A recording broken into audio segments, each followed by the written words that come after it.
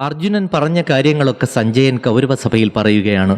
വേനൽക്കാലത്ത് ഉണങ്ങിക്കിടക്കുന്ന വനത്തെ അഗ്നിയെത്തി നശിപ്പിക്കുന്നത് പോലെ യുദ്ധക്കൊതിയോടെ വരുന്ന കൗരവ സൈന്യത്തെ മുഴുവൻ ഭീമസേനൻ കൊന്നൊടുക്കുമ്പോൾ ദുര്യോധനന് തൻ്റെ ദുഷ്പ്രവർത്തികളുടെ ഫലം അനുഭവിക്കേണ്ടി വരും. കുന്തിപുത്രന്മാർ 5 പേരും യുദ്ധത്തിൽ മുന്നേറി വരുമ്പോൾ അവരോട് എതിർത്ത് നിൽക്കുവാനാവാതെ കൗരവ സൈന്യം ചിന്നിച്ചിതറിയോടുമ്പോൾ ദുര്യോധനൻ പരാജയത്തിൻ്റെ കയ്പുനീർ കുടിക്കും. ബാലനാണെങ്കിലും വീരനായ അഭിമന്യുവിനോട് ഏറ്റുമുട്ടുവാൻ പോലും കൗരവ സൈന്യത്തിന് കഴിവുണ്ടാവുകയില്ല. യോദ്ധാക്കളുടെ ശിരസ്സുകൾ കൊണ്ട് യുദ്ധക്കളം നിറയും.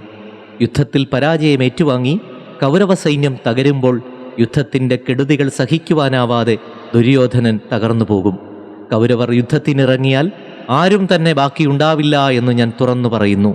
യുദ്ധമില്ലാതെ ഇരുന്നാൽ കൗരവർക്ക് ഭൂമിയിൽ ജീവിച്ചിരിക്കാം. യുദ്ധം തുടങ്ങിയാൽ ഒരാൾ പോലും ജീവിച്ചിരിക്കില്ല.